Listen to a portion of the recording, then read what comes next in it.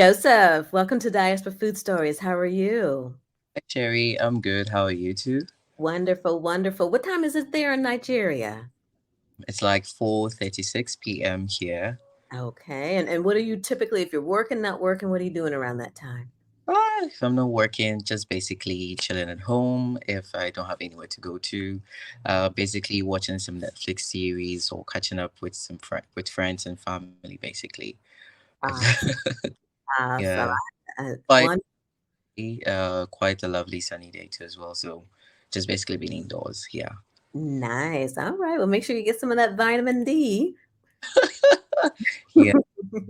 Awesome. Well, thank you for joining me today. Very excited to get into this conversation because if anyone knows me, they know that I'm a big advocate for what is happening in Africa right now, the new narrative that we are hearing, that we are seeing, that we are tasting around African cuisine, African ingredients, just African products and everything that's coming from the continent.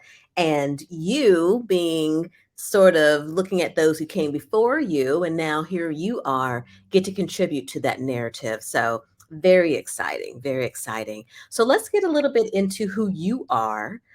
Born and raised in Ghana. Let's talk a little bit about that and your culinary heroes.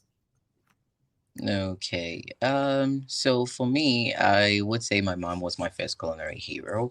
And typically, being the last child in an African setting, obviously you're supposed to be around, you're probably the last person to leave the house. So obviously, most of the chores are going to fall on you. So you're more or less moving around with your mom here and there and stuff like that. So coming into contact with food was something basically normal for me because I used to go with my mom to the market for grocery shopping and stuff like that. So these were some of the early introductions to food, to buying food stuff and things like that. And coming home, assisting her in prepping and also cooking alongside her and also asking questions and stuff like that. So for me, I'll say my mom is my first culinary hero.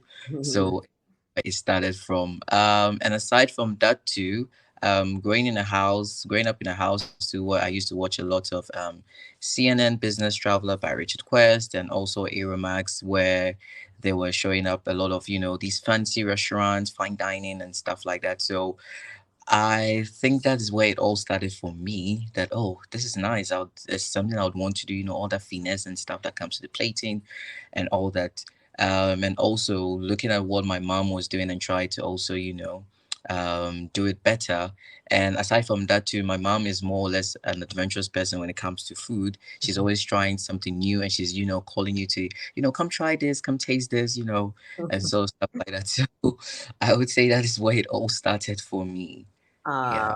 her little taste tester. I love it. I love it. Now, did you see a But lot of men growing up in the kitchen when you were growing up? Did you see men in the kitchen?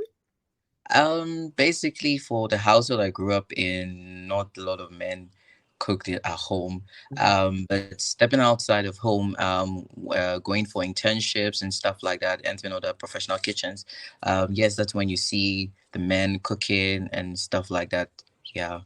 Okay. And so, dishes, what are some of those favorite dishes that you remember growing up? And then those ingredients that you probably bring into the foods that you cook today?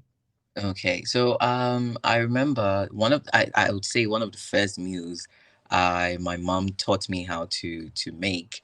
It's called mputo in my local dialect. It's made from cocoyam, some palm oil, some tomatoes, onion, some dried fish, and like it's a very flavorful, comfy sort of food.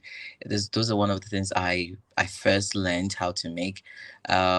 So working around staples like cocoyam and using like palm oil and all those things, like those are some of the ingredients I love to work with. Yeah, yeah. Okay, okay. So, growing, as a child, right? For Mhm. any child around the world, parents always have that law school degree on the radar, the doctor's degree, the engineering. What made you decide and when did you decide, what, I'm going to pursue culinary? Okay, so for me, that was when in high school. before I went to high school. So my parents were like, "What would I want to study in high school?" And I was like, "Oh, I would love to do home economics." And my mom was like, "Okay, if that's what you really want to do, then I have her full support then." And I mean, everybody was, happy about it. So after that, then I had to go to the uni, and back in Ghana, the closest thing you could get to having like proper culinary education was either you had to do a degree in hospitality management, because it more or less cuts across the whole hospitality industry and stuff like that. So yeah, I decided to pursue that, and once again, she was very supportive about it. And Oh, wow.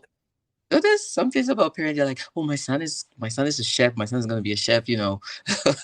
That excitement about it. And Mm, so yeah, so that's how it started for me. So I ended up doing a bachelor of technology in hospitality management. But whilst I was doing that too, I realized I was more attracted to the culinary aspect of the industry. So I was like, okay, I really want to pursue this professionally, and more or less like create a change.